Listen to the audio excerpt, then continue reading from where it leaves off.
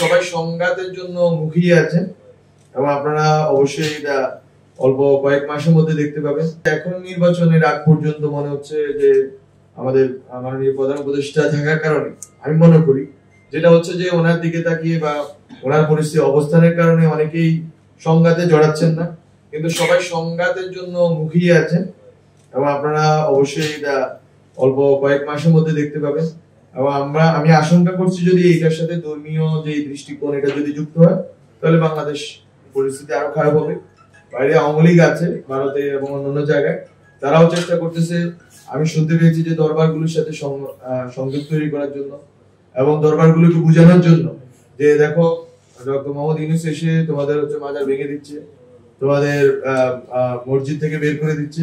আসলে এই কোয়েশ্চেনটা অন্তর্বর্তীকালীন সরকারের ইস্যু না, এটা বাংলাদেশে যারা এখানে মুরব্বী আছেন তারা জানেন এটা গত 50 বছর ধরে হয়েছে। যখনই সরকার পরিবর্তন হয় মসজিদের ইমাম বদল হয়েছে এবং ইসলাম ফাউন্ডেশনের গভর্নিং বডি বদল হয়ে যায়। এগুলো সবই আপনাদের দেখা। কোন শিক্ষক কমিটি মাদ্রাসা চালাবেন সেটাও যেমন এখন জমিতুল মুদারিসিন নেই, এখন অন্যরা আছে, এগুলো আমি আর বলতে চাই না, সবই আপনারা জানেন। তো আমরা সবই খেয়াল করি, কিন্তু আমি বলতেছি যে আপনারা আসলে রাজনৈতিক ভাবে সক্রিয় হওয়াটা গুরুত্বপূর্ণ, আপনাদের বক্তব্যটা বলাটা গুরুত্বপূর্ণ। এখানে মাকাম একটা আয়োজন করেছে, তেমনি ভাবে আপনাদের নিজস্ব জায়গা থেকে বক্তব্যটা দেওয়া গুরুত্বপূর্ণ এবং আপনাদেরকে যেভাবে হচ্ছে ব্যাখ্যা করা হয় বাংলাদেশের মেইন স্ট্রিম সোসাইটিতে, সেই ব্যাখ্যাটা খুবই আর্কেইক ব্যাখ্যা, খুবই প্রাচীন ব্যাখ্যা, যেন মনে হয় এটা একটা কুহেলিকাপূর্ণ এলাকা, ওখানে বিশেষ ধরনের সাধনা হয়। এটা বোধহয় অগম্য মানুষের, এটা বোধহয় মানুষ বুঝতে পারবে না সেখানে এখানে কোন লেভেলের চর্চা হয়। আসলে সুফিরা এত অগম্য না, সুফিরা হচ্ছে খুবই সাধারণ স্বাভাবিক মানুষ এবং তারা আসলে মানুষের খাদেম, মানে তার সোসাইটির খাদেম হিসেবে তারা এখানে আসছিলেন এবং এই জন্যই তাদের বাংলাদেশের মানুষ যারা নিম্নবৃত্তের মানুষ ছিলেন, নমশূদ্র ছিলেন বা বিভিন্ন লোয়ার ক্যাটাগরি যারা ছিলেন, তারা সবাই মিলে এই সুফিদের পিছনে চলে গেছে এবং ইসলাম গ্রহণ করেছে।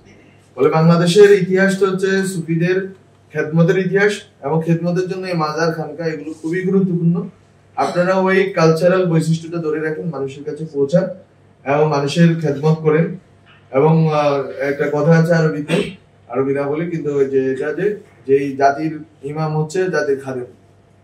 তো আপনারা যদি আপনাদের খেদমত এবং আপনাদের যে সেবা এবং আপনাদের এই যে সোসাইটিকে গঠনের যে আপনাদের পলিটিক্যাল এবং কালচারাল যে উদ্যোগ, এগুলো আপনারা চালিয়ে যান। আমরা মনে করি রাষ্ট্রের জায়গা থেকে অবশ্যই আমি চেষ্টা করব যে এটা আসলে কমিশন, এটা একটা উচ্চাভিলাষী জিনিস এখন আগামী 4 মাসের জন্য, কিন্তু এখন যেটা করা যায় যে মাজারগুলো হয়েছে সমীক্ষা করে তাদেরকে পুনর্বাসন বা তাদেরকে সংস্কারের ব্যবস্থা করা। আমি এখান থেকে বলছি, আমি মনে করি ধর্ম উপদেষ্টা আসলে উনি যদি আসতেন তাহলে হয়তো উনি বলতে পারতেন ওনার দিক থেকে কি উদ্যোগ নেওয়া হবে। আর মামলা এবং এখানকার যে যারা দুষ্কৃতিকারী যারা হামলা করেছেন তাদের ব্যাপারে ব্যবস্থা নেওয়ার কথা আমরা বারবার বলেছি। আমরা আশা করি যে ব্যবস্থা নেওয়া হবে এবং যেখানে হামলা হয়েছে আপনারা অবশ্যই মামলা করবেন এবং এটাতে আমার বলতে দ্বিধা নেই, এটা অবশ্যই আপনারা করবেন। আমি উৎসাহ দিচ্ছি, এটা আমার কোনো অসুবিধা নেই এই কথা বলতে, কারণ এই কালচার যদি আজকে টিকে যায়, কালকে আরেক ইসলাম আসবে, আরেক দলের ইসলাম আসবে, ওই ইসলাম আরেকটা মসজিদ ভেঙে দেবে।